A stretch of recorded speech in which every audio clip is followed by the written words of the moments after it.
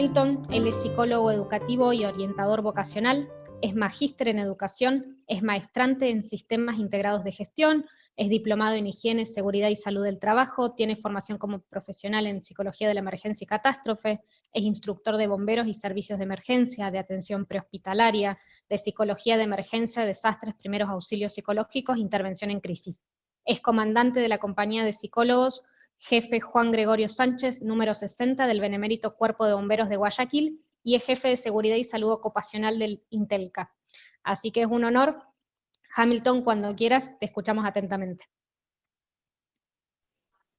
¿Qué tal? Muy buen día con todas las personas que se han conectado a esta transmisión. Para mí realmente es un verdadero honor, un placer y un gusto poder compartir con ustedes las experiencias que nos ha dejado el COVID-19 con respecto a la atención de emergencias en el Cuerpo de Bomberos de Guayaquil principalmente. De parte del primer jefe, el coronel Martín Cucalón de Icaza, les damos las gracias por esta invitación y pues vamos a compartir las experiencias que hemos vivido durante estos meses de pandemia y que estamos aún afrontando como Cuerpo de Bomberos de Guayaquil. Nuestro tema o el tema que vamos a compartir el día de hoy es la pandemia emocional en Bomberos Guayaquil. Continuamos.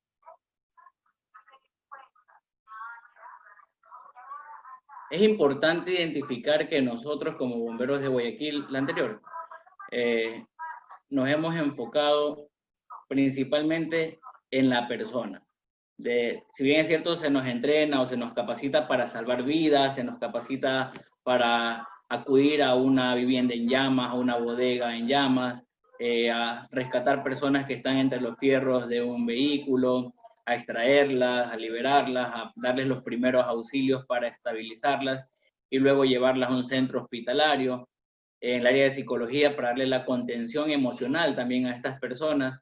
En fin, se nos prepara para salvar vidas. Pero hay algo también importante y que hemos aprendido, que seguimos aprendiendo a lo largo de la experiencia, que también en el rescate o en la salida de emergencias, no siempre vamos a llevarnos el gusto, el placer de poder salvar o ayudar a una persona. También nos vamos a encontrar el sinsabor de haber encontrado una persona sin signos vitales o de haber llegado a una persona que ya no pudimos hacer nada por ella o por esas familias. Pues bien, enfocado en eso va la presentación del día de hoy. Aparte del personal de atención o la comunidad en general que le prestamos el servicio o la ayuda, también nos enfocamos bastante en el personal de ayuda o en el personal de apoyo, en el primer respondedor ante las diferentes situaciones de emergencia que se presenten. Entonces, hemos colocado este texto aquí, ¿no? Debajo del equipo de protección o del EPP, conocido por todos, la mayoría, hay un ser humano, hay una persona que tiene familia, hay una persona que se preocupa tal vez por su trabajo, hay una persona que tiene que responder en situaciones económicas, hay una persona que tiene un problema de salud, un problema cardiogénico, etc. Hay diferentes situaciones personales que tiene ese primer respondedor, esa persona que fue entrenada para apagar un incendio, esa persona que fue entrenada para dar primeros auxilios en el momento de una atención, para rescatar a una persona de entre las llamas, de un vehículo, etc. También tiene un ser, también tiene una familia, también tiene alguien por quien responder. Y tiene una doble responsabilidad en ese momento del servicio, de la atención que está brindando y también de su propia integridad y de su propia salvedad al momento de acudir a una emergencia. Entonces es importante que en los diferentes cuerpos de bomberos, en las diferentes instituciones, no nos olvidemos que no estamos hablando solamente de un número, ¿no? Sino que estamos hablando de una persona que tiene un cúmulo de cosas, como un ser biopsicosocial, que en este momento pues está afrontando diferentes situaciones para las cuales tal vez no estuvo preparado, ¿no? Una pandemia que probablemente le escuchó en sus clases, que probablemente lo escuchó en la universidad, que probablemente lo escuchó en algún documental, pero ahora lo estamos viviendo todos los que estamos siendo parte de esta historia de la pandemia por el COVID-19. Continuamos. Dentro de este proceso, lo que también nos ha impactado a nosotros como bomberos de Guayaquil es la pérdida y el duelo.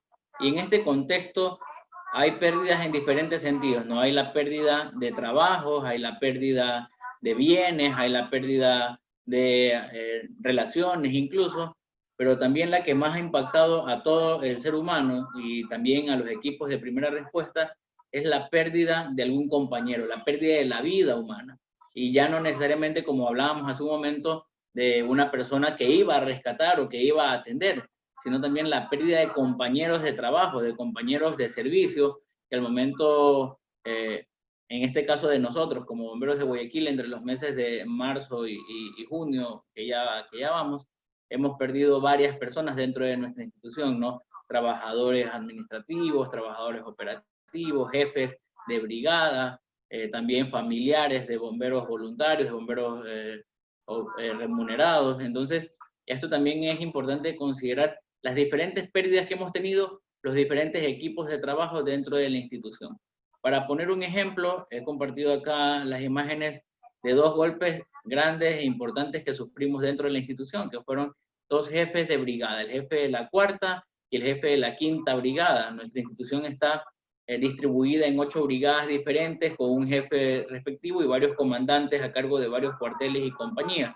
Pues bien, nuestro jefe de la 4ª y 5ª brigada dejaron de estar acá en nuestras brigadas del Cuerpo de Bomberos de Guayaquil para irse a la Brigada Celestial, ¿no? Al llamado por el Ser Supremo, al llamado de Dios.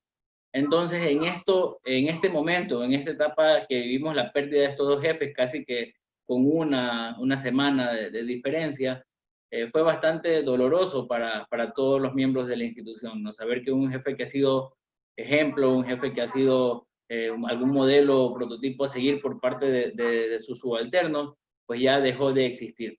Acá viene la parte o las etapas del duelo que nos toca también comenzarnos a replantear. Hay etapas o etapas del duelo que te hablan pues del llanto, la frustración, la pérdida, el dolor,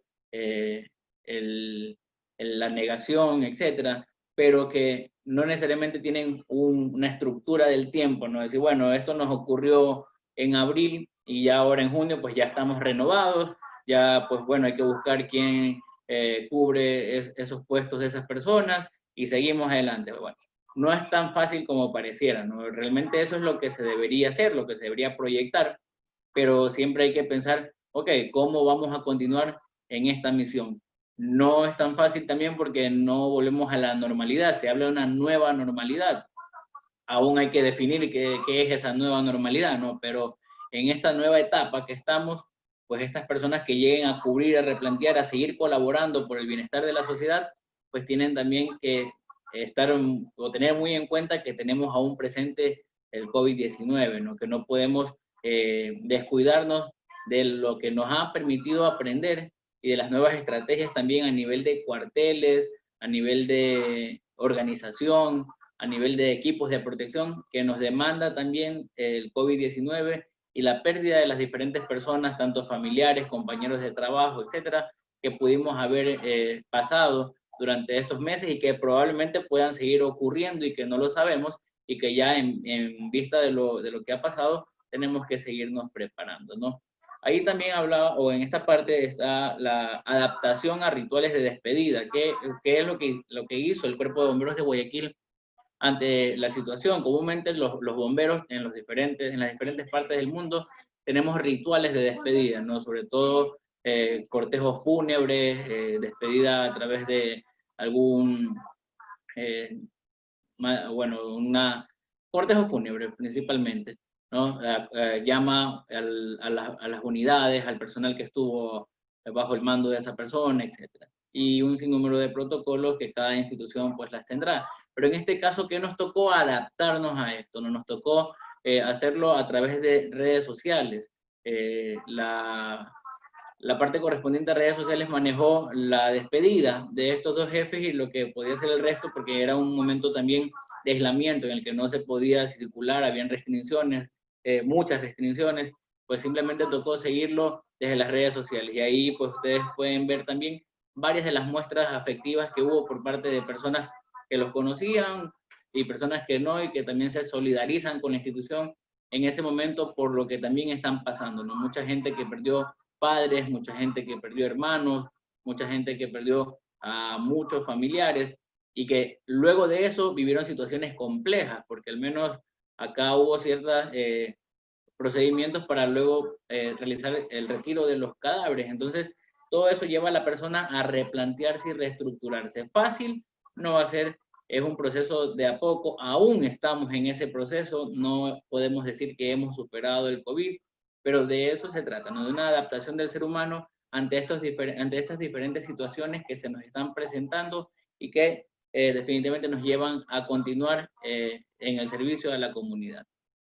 La siguiente, por favor. Dentro de este trabajo tenemos ahí varias manifestaciones psicológicas, ¿no? Y son las que también, por un lado, se nos han presentado y por otro lado debemos de cuidar. Dentro del Cuerpo de Bomberos de Guayaquil, como se lo habló en la presentación, tiene una compañía de psicólogos, una compañía de 30 psicólogos que de diferentes maneras vamos trabajando y vamos buscando las herramientas para prevenirlo. Lo principal acá es hacer prevención.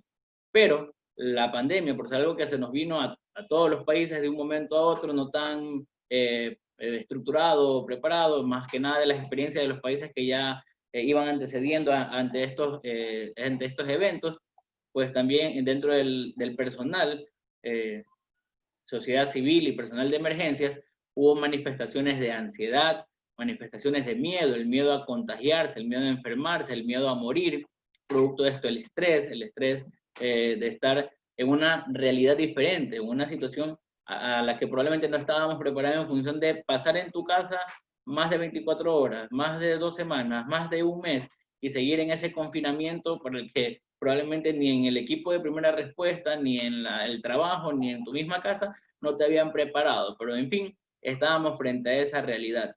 Conductas agresivas, esto también puede aumentar, ya hablando en la sociedad en general, problemas intrafamiliares, problemas de violencia intrafamiliar, ¿no? Depresión, los fallecimientos, las pérdidas de las que habíamos hablado han llevado a muchas personas a aislarse, a deprimirse, a retirarse del grupo familiar, a pasar solamente en el cuarto, a pasar solamente acostados, como hablaba el antecesor mío, muy acertadamente, es lo que se vivió en la pandemia, ¿no? Personas que pasaban en pijama, personas que pasaban acostadas y que tal vez tenían que cumplir actividades laborales, actividades de estudio, pero no había un cambio de vestimenta, no había tomar una ducha, no había replantearse y reestructurarse para poder hacer las actividades que tocaban realizar en esa jornada. La ideación suicida es uno de los aspectos también que hay que cuidar. Ahí ya también es importante que nosotros evitemos que ocurra esto con la comunidad, pero en este caso el Cuerpo de Bomberos de Guayaquil se enfocó en su equipo de primera respuesta. Desde el primer momento se puso a disposición psicólogos en las diferentes brigadas y divisiones que tiene el Cuerpo de Bomberos de Guayaquil, con principal énfasis en la división de ambulancias, porque tenían que ser los llamados, o iban a los llamados por atenciones prehospitalarias, y en estas pues hubo que dar una principal atención al personal que iba en estas ambulancias a hacer las atenciones a pacientes por posible o COVID confirmados. Trastornos del sueño, había que también hacer ciertas actividades ya para poder prevenir que la persona no pueda descansar. Claro, también nosotros mismos fuimos partícipes de modificarnos la jornada ya la parte del sueño, no ver películas o explotar el Netflix ahí también hasta tarde y luego acostarnos a las 2, 3 de la mañana y modificar ese patrón de conducta cuando tal vez al otro día tenías que cumplir actividades laborales o de estudio y ya no es el mismo estado de ánimo también para cumplir con dichas actividades. El refuerzo de conductas adictivas, comenzamos a tomar más, a fumar más, a tomar más café, y eso pues nadie lo estaba obligando, ¿no? Eso ya también es una decisión propia de cada ser humano. Y trastornos de estrés agudo y estrés postraumático, este es nuestro principal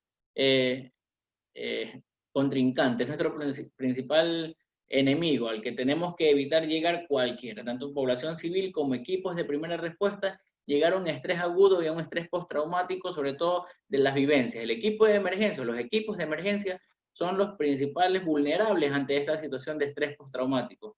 Tengo 15 años de servicio, tengo 20 años de servicio, ya mismo me jubilo y he visto 15 muertes, he visto 30 muertes, he visto muertes de todo tipo, en incendios, en rescates, en ahogados, en fin. Y eso lo he trabajado, claro, lo he conversado con mis amigos de guardia al momento que ya estamos de tertulia incluso, ni siquiera en un proceso de diffusing o de briefing, sino al final de la jornada, y mientras conversamos o acostados ya descansando, y comenzamos a conversar de la atención que tuvimos. Bien, eso nos ha servido durante años para podernos desahogar, pero no necesariamente significa que es la mejor forma de poderlo hacer, o incluso llevar esto a los amigos o llevar esto a la casa, ¿no? Comenzar a mencionar esto cuando ya estemos en la jornada de la casa. Siguiente.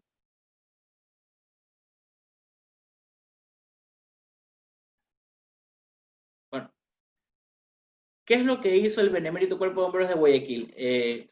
Activó a su equipo de psicólogos mediante la telepsicología. De igual manera, puso a disposición de la comunidad en general 2 números de atención psicológica, ¿no? Donde se recibieron aproximadamente 200 llamadas por parte de la ciudadanía en general.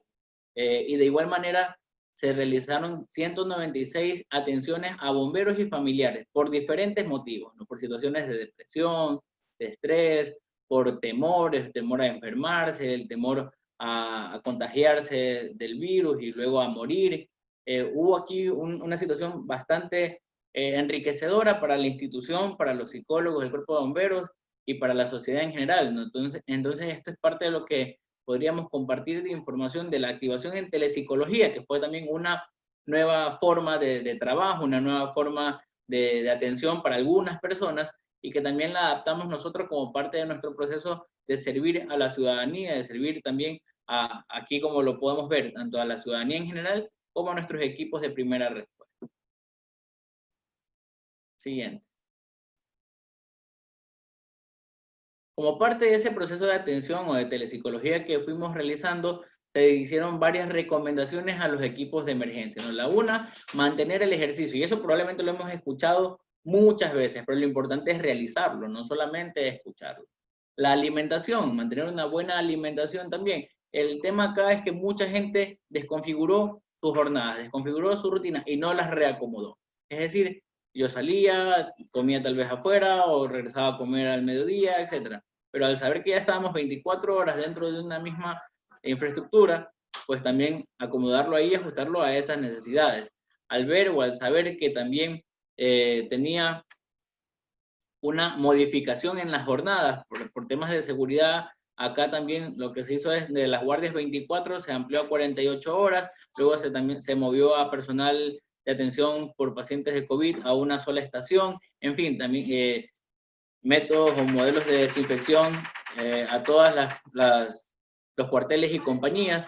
También se fueron tomando varias medidas, tanto administrativas, de bioseguridad, psicológicas, con el fin de reducir los niveles de tensión, de reducir los niveles de ansiedad de nuestro personal de emergencia.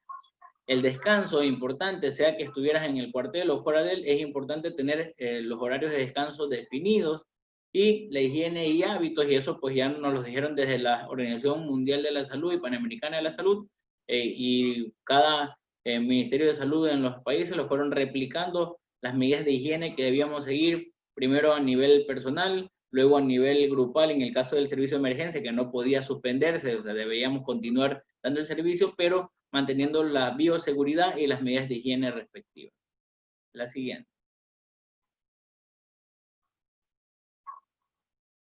De igual manera, la asistencia psicológica, como les mencionaba, se mantuvo al personal de psicólogos de la compañía operativos y atentos, incluso se distribuyeron luego, para estos 3 meses o 6 meses que continúan, se reorganizó también, porque hay que considerar los espacios de descanso, tanto para el personal de primera respuesta, el personal de psicólogos, en fin. Entonces se reorganizó el equipo para que pudieran tener este espacio de descanso de toda la carga emocional y afectiva que hubo con todos los casos que se atendieron, y en este aspecto también se mantiene ese proceso de atención ya a demanda por los siguientes meses, ¿no? Días francos para descansar, para realizar las compras de equipos o insumos de higiene, de aseo, alimentos, o sea, lo necesario también. Aún no estamos en una etapa en la que podemos salir y pasear en el centro comercial y irnos al cine, o sea, todas las cosas que se están reactivando en nuestros países van con sus medidas, con sus respectivas medidas de prevención, y que en todos los servicios, incluso nosotros posterior al servicio de emergencia, debemos también de seguirlo, ¿no?